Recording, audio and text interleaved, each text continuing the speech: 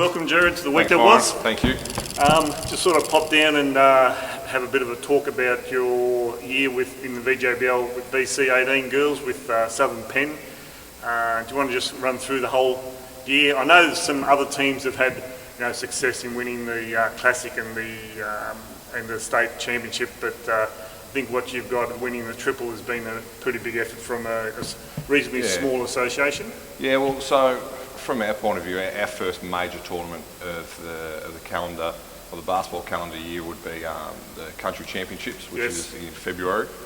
We're lucky enough to go through that weekend undefeated, win that championship. We then qualified for the National Junior Classic through VJBL, and then we were again fortunate enough to go through. You had a big win in your semi-final there, wasn't it, against Melbourne? Yeah, it was. Yeah, we had a good game against Melbourne. That was probably one of the better games we've played throughout the year, which is, it's a pressured game. Melbourne's, a very good team, strong team. So, for us to get up and beat them, we had to play extremely well, which we did. Then we carried that momentum through to the gold medal match against Sturt, where we got out to a pretty handy lead early and held that. Sturt were pretty strong, weren't they? I thought Sturt were very strong, especially in the second half, more so the last quarter. They really got up and about. Yep. Full court pressure. They were starting to make their shots, as we knew.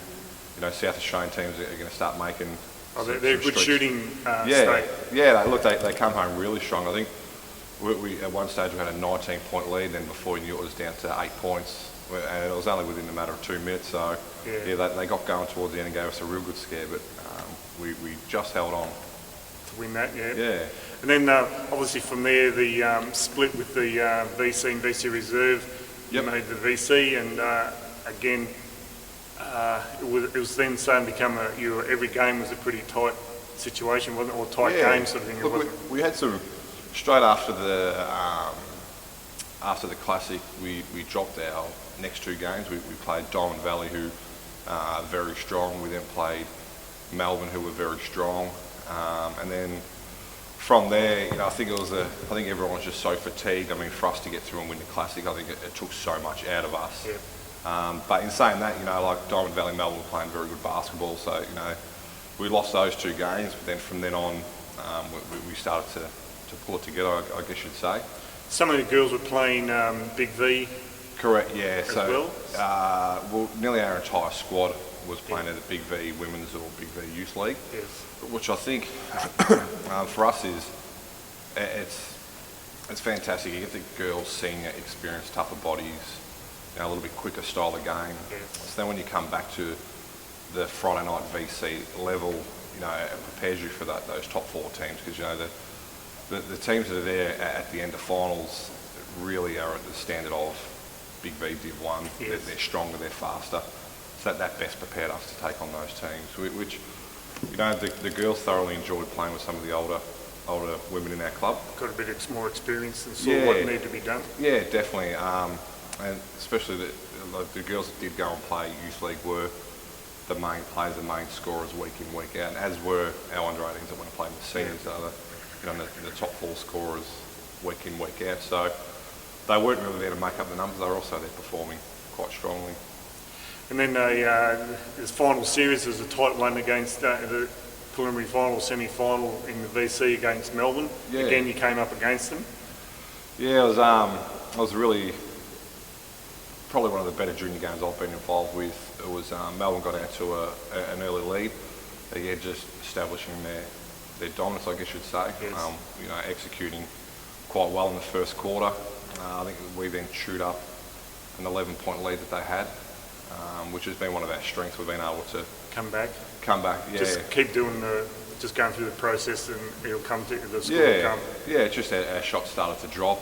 Then from then it was point for point all the way through to the dying seconds. There was about 5-6 seconds left, and Ella Halsey hit a step back three, went in, so that tied things up.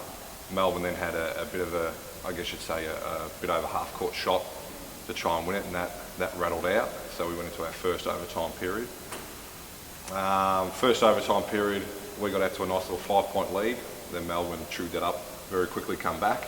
It's a bit of to and fro in between each team. Yeah, we both had like our strong sort of halves in the overtime. We then went to a second overtime, which was, I still wasn't sure my heart was ready to hold up and go through this. But anyway, we went through to a second overtime. Again, we got out to a bit of an early lead. And I think Melbourne's offence was still running and it was still working, they were still firing, but it was just those couple of shots didn't drop for them late in the game. We managed to knock a couple of free throws in and ended up winning a 2-point game in double overtime. So yeah, and then went on last Friday night. Again, the game of Dandenong between Bulleen was just to and fro till the last few minutes, sort of thing. Yeah, again, like team seemed to get the jump on us. Bulleen came out really strong.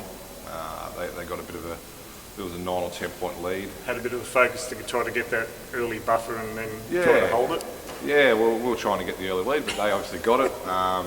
And then again, like our offence, we didn't change anything. Just our shots started to drop, the nerves settled, and then from there it was point for point really for the rest of the game. We're quite fortunate. Again, like going into the last quarter, I really should say the first quarter we had Georgia making some big threes to keep us in the game. Then through the middle period of the game we had like Eliza West and Gemma Dixon doing enough to keep us in the game. And then, but it seemed the whole team contributed. Yeah, at certain everyone points did in the game. Yeah, and it's like everyone had their moment in the spotlight. Everyone was chipping in at different stages of the game, which kept us in it. Then towards the end of the game, we were fortunate enough. Ella made some big shots down the stretch, which got us a bit of a lead. We were looking at the game and we weren't saying, overtime here, and then we turned around and Ella's gone bang, bang, bang. Yeah. And thanks very much. 8-point sort of buffer. Yeah, look, Ella's the sort of player she's always going to get. Make 4 or 5 shots from behind the arc. It's just a matter of when. We had that feeling going into the last quarter where we were lucky enough to rest her and another 1 or 2 of our starters for the last couple of minutes of the third quarter.